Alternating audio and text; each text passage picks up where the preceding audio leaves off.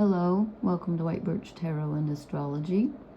This reading is for, we'll say, kind of now. And I just realized I don't know what day this is. I think it's June 8th actually today. And I thought it was the 6th, so I'm off. I looked earlier. So this is kind of like, we'll say like the 8th through the 11th, I don't know. There are two aspects that are happening. I'm going to talk briefly about the astrology because there's a couple of big things happening, and then I will timestamp when the cards start. And the cards look they're really weird and interesting. Quite the challenge tonight. So I am, I'll do the quote before the cards, that way in case you don't want to listen to the astrology, you can still hear the quote. I'm going to start by talking about Venus is conjuncting Jupiter at about 25 degrees of Cancer. And so it's supposed to be really lucky energy. And you're probably wondering, why is she saying supposed to be? Well, because it doesn't always work out that way, but it usually is. Jupiter is exalted in Cancer, which means that's a great place for him to be. And Venus likes to be in Cancer. So this brings in some expansion. It can bring in some good luck, some optimism, looking toward the future in the areas of finance, romance, relationships, anything to do with harmony, beauty. So it's good. It's about lots of feeling going on, lots of emotion, especially in the area of nurturing, being nurtured, and, home, family, loved ones. It's good. The flip side of that, of course, is that it can be rather overwhelming emotionally. And to me, like when I see this, I always think to myself, this is when you get that feeling of, just like somebody hug me. That's the way I feel. It's like just, you want romance, you want nurturing, you want relationship, you want home, you want to feel like you're at home, you want to be with your family. Again, I feel like the energy lately has been very nostalgic with Jupiter moving through Cancer. Maybe it's just me, I don't know. But you can be very emotional, so that can be a little it can be a little overwhelming, I think. But it's overall positive. But it certainly puts your mind and your emotions, not your mind, but your relationship energy you just want to be held and hold others, and that's just the way it is when those two come together. And at the same time, same day, we have Mercury, who rules our thinking and communication, which again, when I think about communication, we usually communicate with other people, although we can communicate with plants and animals. But so that makes me feel like relationships, because Mercury's in Cancer. So there's a lot of relationship thinking going on right now. Mercury is squaring, which is an uncomfortable aspect, Saturn in Aries. And about a week ago, Mercury squared Neptune in Aries. And so now we have another square. So our thoughts are being, well, I'm not going to say assaulted, that's the wrong word, but there's heavy energy going on in our thoughts. And so Mercury in Cancer wants to think about home again, and security, and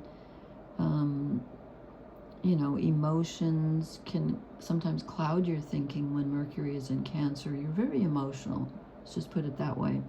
And when it's squaring Saturn in Aries like that, Saturn always says we have to have a plan.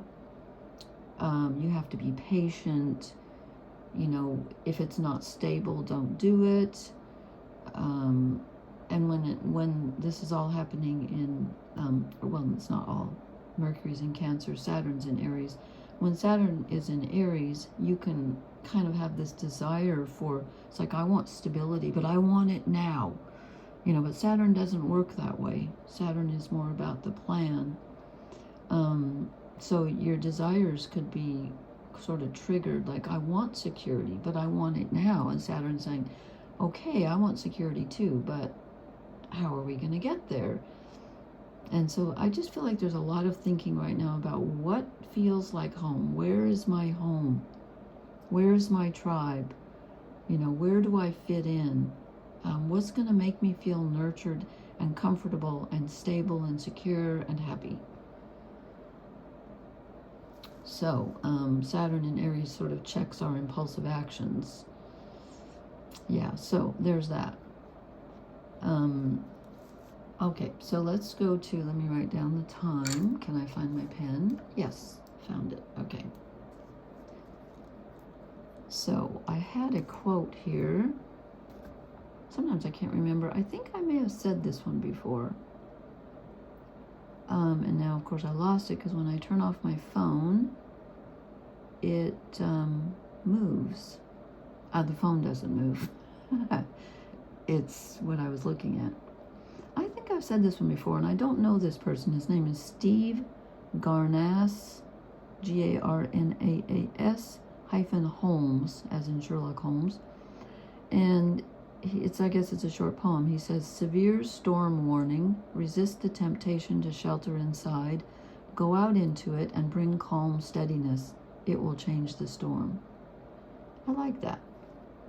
Okay, so this is the Mythic Tarot from Liz Green and Juliet Sharman-Burke. Okay, I think it got reversed accidentally. I asked for the top row to be like just general life and bottom row relationships, and maybe it is, but I kind of feel like it's all relationships. Well, anyway, and I drew 3 rows, not accidentally, but they came out. Okay, so the top row, in fact, you know what, let me bring them down so that you can see them, and then I'll uncover the middle row later. I probably drew too many cards, but they just kept coming out, so. Okay. So I said this is just like our life, but there's a lot of relationship stuff going on here. So that's kind of what we're thinking about now. So I got the Queen of Swords, and this is about queens are always the intuitive part of us, and the feminine part, the part that relates. And there's some emotion here with the water, but it's about being honest, bringing logic and clarity into relationships, and saying, you know, I'm going to be fair, but I have to be honest. You've got to be honest in your relationships and communications with anyone. You have to speak from your heart, really. You have to be honest. And then I got, these two came out together. Did they? No, that's the one underneath. Sorry, I was going to say I didn't draw 2. Let me put these are next, but I'm going to put them over here for now. Okay, then I got the 2 of Cups, and I'm like, okay. So we get being honest in relationships and just honest in general with your words, your communications, with the 2 of Cups. So this is about balancing a relationship. There's a relationship that needs some honesty. It needs you to really think about it, and in order for there to be harmony, you've got to come clean. You've got to speak your heart and speak your truth. And you know, when the Queen of Swords comes out, it's about putting logic over emotion. So you can't let your emotions run away with you. You want it to be balanced and harmonious, but you've got to do that with logic and clarity. You got to speak your truth. That's what I just keep hearing here. Okay, then we get 2 more sword cards. These come out together. Sorry, their light's weird in here, and these are so tall. The 2 of Swords and the 5 of Swords. So there's a decision to make. There's a decision to be made here, and you don't want to make it. You don't want to make it. And I feel like it's got something to do with this off-balance relationship, and perhaps more than one.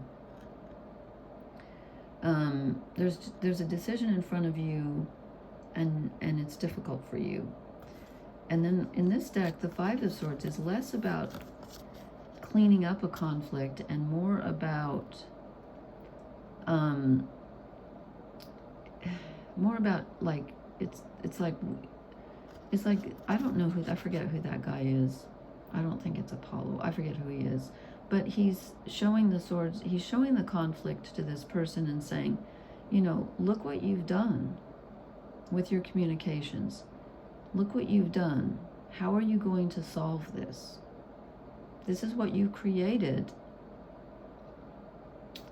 You've created some conflict. Now, how are you going to solve it? And you kind of don't want to hear that because you kind of don't know how to solve it. It involves a choice. And again, that choice might be being honest in your communication. And then, so we have swords, cups. Yeah. So this thinking that we're doing, since Mercury's in Cancer, I guess, is about our emotional happiness. What's going to make us happy in our relationships with others and lead to emotional happiness in ourselves and with others? Well, there's a choice that has to be made and something that has to be faced up to. Whether you created the conflict or not, it's still up to you to look at your past actions and your past words and take responsibility for them. Because that's the only thing that's going to lead to, and it will lead to, a union, but the right kind of union. The kind of union where everyone is happy, and you can't always make everyone happy, but let's start with yourself. Yourself and those closest to you, the ones who really matter. You can find happiness there, but it's going to take some reckoning, some mental reckoning, and some mental honesty, and some choices. Could be choosing, you know, who you're communicating with, or how you're communicating. Are you communicating, you know, from the heart? Are you being honest? Then in the middle, I don't know why, just a middle row came out, and I got the King of Swords here. So we have the King and the Queen of Swords. So this is about, like, really being in your integrity with what you speak, and say what you really think. I'm not saying to be unkind, but you've got to have some integrity here. You can't be all over the place. You've got to have one, you know, if you say something, stick to it. Be fair and balanced, but you've got to speak your truth. This is about truth. This is about truth. And then I get the Emperor. So we have two masculine cards here, and that's for everyone. You don't have to be male, but it's about being in your power. So the Emperor brings order out of chaos. So your communications or relationships or whatever can be feeling kind of all over the place, and he's like, okay, look, we've got to bring this to earth. We've gotten this. He's Zeus, by the way, with his thunderbolt. So here's the Jupiter energy. We've got to bring some order to this. You've got to take these disparate thoughts and just have one, you know, not to have one thought, but one stance and stick to it. Okay, don't go all over the place. Be solid, be authoritative, not authoritarian, but be in your authority, speak your truth, and hold on to it. That's very clear here, that there needs to be that integrity and sticking to it. Okay, then the bottom row, which I thought was going to be the relationship row, and perhaps it is, but this reminds me of the Venus energy, since we've got some money going on here. But again, pentacles are not just money. They can be physical energy, they can be money, they can be anything that's tangible. And to me, even where you put your energy, you know, it's making something that's real and lasting. So we start out with the Six of Pentacles, which is usually equal. It's giving and or receiving, and usually it's equal. In this card, it doesn't look equal, does it? It looks like he's doing all the giving. I feel like tonight, let me show you what it came out with, and then I'll tell you why I think it's different. It came out with the Three of Pentacles, which is half of 6, and the Page of Pentacles. We're down to 1. So we're winnowing, I feel like. I feel like there's a lot on offer here. We're giving a lot, but we're also in the position to receive a lot. You could be on either end of this or both ends of this, but I feel like there's a lot at stake here. There's a lot of energy.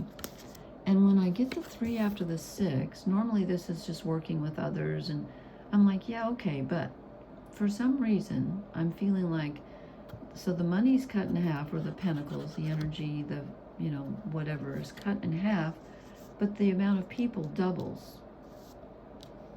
So we have fewer pentacles and more people. Okay, so I'm taking from this, and perhaps I'm wrong, just tell me what you think. I'm feeling like less is more, if that makes any sense. It's like, don't spread yourself too thin, because if you get too many people involved, the 6 turns into a 3. Now, this could also be that we have a lot to work with, that we're being given a lot by the universe, and we're sharing that, and in order for us to progress and make any forward movement, we need to work with others. There's that. But I just got that weird feeling. It's like 6, 3, 1. It's like, okay, we get to the page and we're like, okay, this is what I want. This is what I truly want to work on, is this one thing. And if I spread myself too thin, get more people involved, I'm going to have fewer pentacles. Even though he only has 1, but still, I'm not explaining this well. He's got the true one. He's discovered what he really wants, what's at the heart of it, it's like somebody offers you, hey, you can have, 6 dreams or 1 reality. Not that these are dreams, but he's like, I want to work on this. I want to grow this. This is the one I want to grow. And having this one thing that's dear to my heart is more important to me than having all of this other stuff that I don't really have in my hand. You see how here, he doesn't have anything in his hand yet. He's asking, and then it's getting closer, and then boom, he's got it. But he's only got 1, but it's really important. Then the last card in this row is the 8 of Cups, which is again why I thought it's about winnowing out, because she's walking away from something emotionally. She's got to leave some of this behind. There could be a relationship, it could be several, it could be some emotions that are just overwhelming, but she's turning her back on something, not because she wants to, but because she knows she needs to. And I think that's important in whatever you're manifesting. I feel like this is almost like too much, it's like, let's get down to brass tacks here. What do you really want? I hope that makes sense. And then to make matters more confusing, I drew an overall energy card because I just felt like I wanted to, and it's the only wand we got, and it's the 9. And I think, I don't know, everybody I know is feeling this way, like all of a sudden life has been really complicated, tiring, and confusing lately, and you can kind of see the final goal, but there are obstacles in your way, and you're like, I'm tired of fighting obstacles. I can see what I want. I think I know what I want, but why does everything keep popping up to block me? Well, then I decided to draw 1 fairy card, and I think it's just exactly what it says. I think it's could give us some hope here, that the joy of the future. And I want to read just one. Where did I put the book? I put it back. I want to read just 1 line here, because things do feel kind of overwhelming lately. They do to me anyway. I like this. This is about anticipation, fearful anticipation, optimism, and the now. And it says, it takes courage to anticipate joy, There is always the chance of being disappointed. It's so much easier to expect the worst and then be pleasantly surprised if things are better than you thought they would be. So this is about, just having some faith and not fearing what the future holds. You could be kind of future oriented right now, and Jupiter's all about the future, but this gives us some hope here. It says there's some joy in the future. I'll take it.